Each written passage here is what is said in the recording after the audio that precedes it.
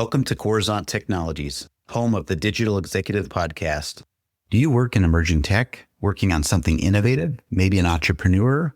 Apply to be a guest at www.coruzant.com/brand. Welcome to the Digital Executive. Today's guest is Adam Hamadache. Adam Hamadache is a proven business builder, leader, and digital strategist with deep expertise in both growing companies and navigating the evolving intersection of AI, SEO, and hospitality. As a founder and CEO of Formula, and more recently ScorePlan, Adam has spent over a decade scaling his own agency into a trusted digital growth partner for brands across the UK and internationally. With a background spanning marketing, publishing, and software development, Adam's business acumen is both strategic and practical.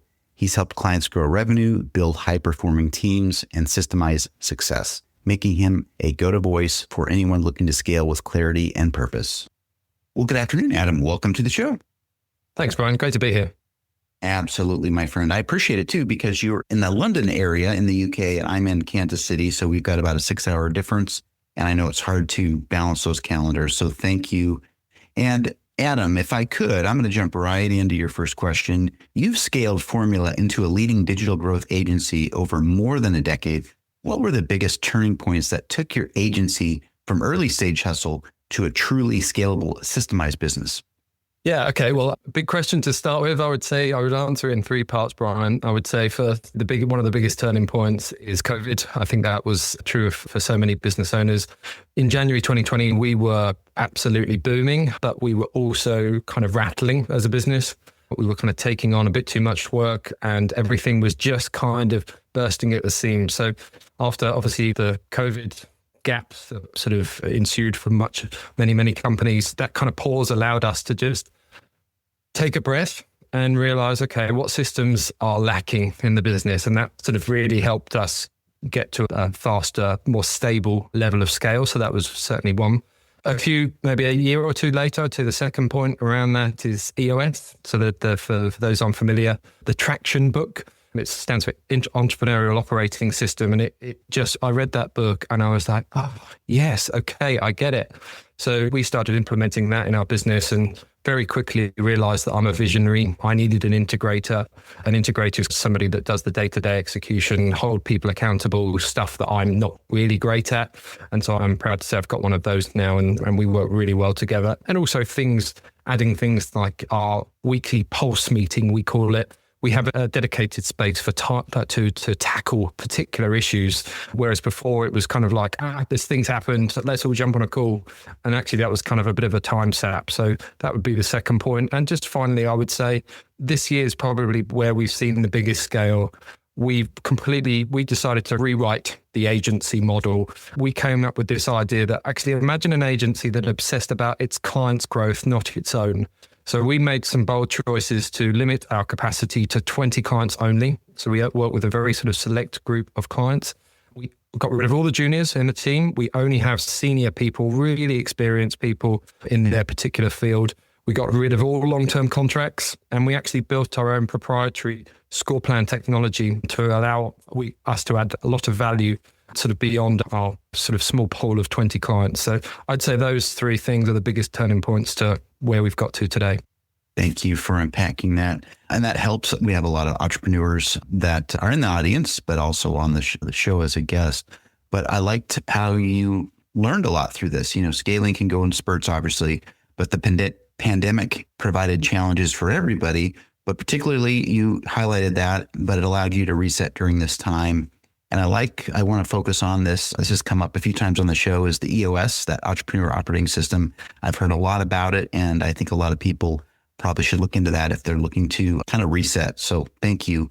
Adam, you've become a widely respected voice on AI's impact on SEO and hospitality. What are the most misunderstood shifts happening right now with AI-driven search, and how should businesses react? Yeah, so I think probably I would suggest that the biggest misunderstood or misunderstanding is that AI search is just another channel to think about. So I'm sure you might have heard the plethora of acronyms that now exist. We've got AEO, GEO, AXO, obviously traditional SEO. All of these things just sort of make it sound like oh God, that's another thing I've got to think about. And we need another agency for this and that. And actually, I think that's a bit of a misunderstanding. What is actually happening is that digital marketing itself is fundamentally changing. So if we consider that digital marketing, if we kind of distill it right down to its most basic terms, fundamentally, if you're in digital marketing, what you've been doing is you've been building brand assets that inform, entice, and convert. So your brand assets are your website. You're curating your social media feed. We work a lot with hotels, so optimizing your aggregated listings like booking.com, but obviously that's true of many industries. So building those brand assets first. And then the second part has always been to drive visibility and traffic to those assets. And you can do that through ads or through SEO to get higher organic ranking or build up your social following. So that's how digital marketing has sort of operated in the last 15 years. The big shift that's happening is that now that AI search is kind of getting involved, it's not just sort of coming in from the side and saying, hey, you've got to look at this too. I think digital marketing now really has two new increasing responsibilities. So those two things that I mentioned, building brand assets that inform, entice, convert, driving visibility and traffic to those assets, those are still remain and they will be in place for some time.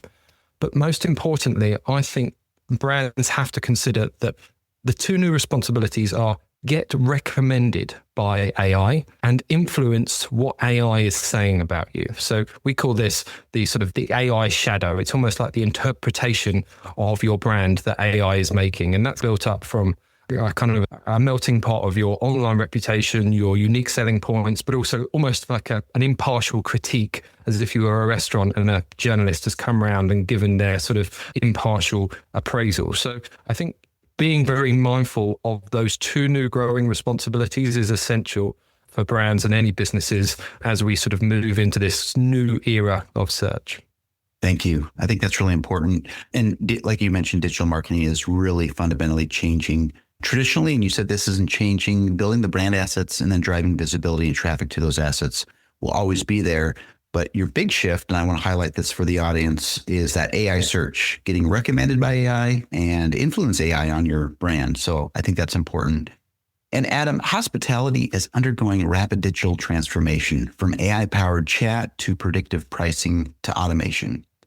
Which technologies will truly matter in the next 3 to 5 years, and which ones are just hype?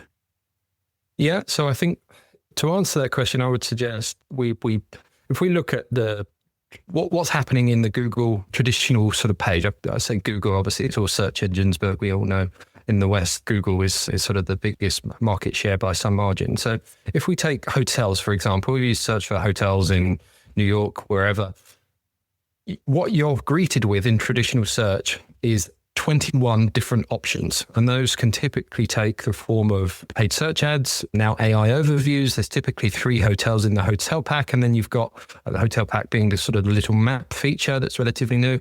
And then you've got the 10 organic links.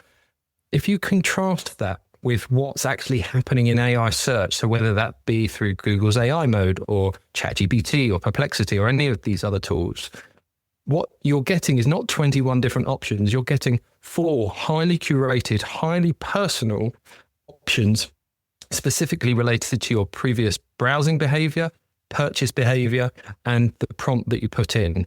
So really, I suppose the question is, how do you be one of the 4 as often as possible? Because what we know in terms of what we're seeing in terms of predictions is that AI search will actually surpass traditional search within a couple of years. 2028 is the general prediction that companies like Semrush and McKinsey and Gartner are making.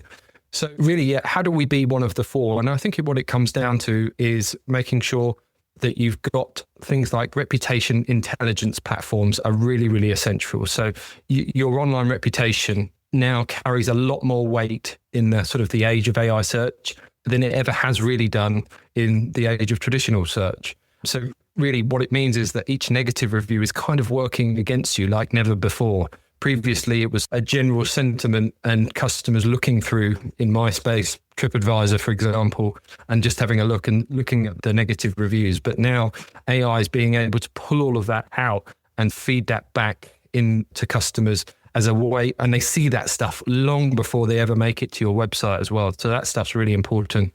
But I would also say rich, structured, constantly updated content has never been more important. Let me give you an example of what I mean by that.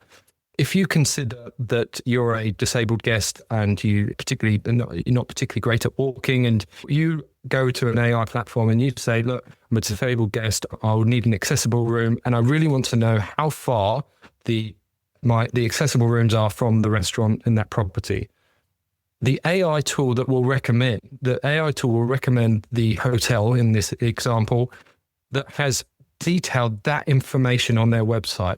Just, it's obviously a very niche example, but it's that I think is a good example of the level of features that as businesses we all have to be sharing, as opposed to the benefits, which is what we've always done in marketing. AIs are really looking for the steak, not the sizzle, if we use that analogy. It really comes down to how much of that content that you can share and information that you can share, so it can be easily plucked out from AI and then shared back to the customer. So I would say those are the big things. In terms of the hype that you mentioned, I mean, I speak at lots of the hotel conferences in the world. I was in Greece last week. I was in High Tech in Indianapolis earlier this year. And I saw in both conferences robots that do mixology, and they can do barista coffee. And I think that sort of stuff, it's AI driven.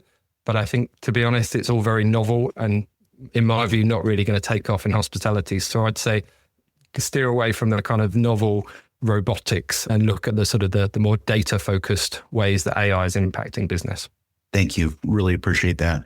Just to highlight a couple things here, traditional search, you talked about having those various options. I think there was 21 options, but now you had these 4 highly curated personal options specific to you.